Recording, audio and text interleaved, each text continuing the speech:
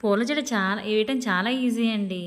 ఏమి లేదు, ఒక 4 కొబ్బరి పుల్లలు తీసుకొని దాన్ని బాగా షార్ప్ చేసి దానికి మల్లెపూలు పెట్టి అల్లడమేనండి.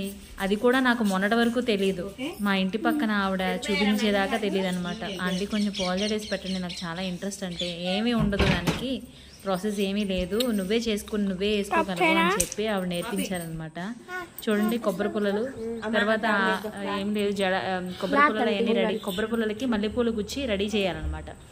రెడీ చేసిన తర్వాత చక్కగా నీట్గా జడేసి, మేమైతే మా మమ్మీ వాళ్ళ ఇంటికి వెళ్ళామని చెప్పాను కదా, అక్కడికి నేను సవరం అలాంటివి ఏం తీసుకెళ్ళా, జడకుప్పులు అలాంటివి ఏం తీసుకెళ్ళా. మా పెద్దదాంది కొంచెం షార్ట్ హెయిర్ అనమాట.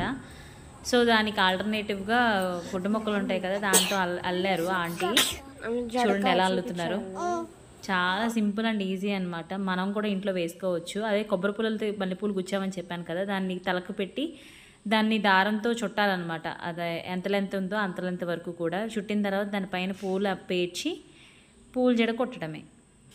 కుట్టిన తర్వాత మన లాస్ట్లో మనకి పైన రావాలి కదా, అది ఏం లేదు, పేపర్ని సర్క్యులర్గా కట్ చేసి దానికి పువ్వులు కట్టేసిన పువ్వులు చుట్టేసి దానికి మనం గుచ్చేసి దానికి మనం జడలో అమర్చుకోవడమే అనమాట, క్లిప్ లాగా. ఇదేనండి పూల జడ. ఎలా ఉందో కొంచెం కామెంట్ చేయండి. అలాగే ఒకవేళ లైవ్గా మీకు పూల జడ ఎలా వేయాలో చూడాలి అంటే నాకు కామెంట్ చేస్తే నేను మళ్ళీ మీకు ఈసారి లైవ్లో వేసి చూపిస్తాను. Please subscribe for more videos. Thank you everyone.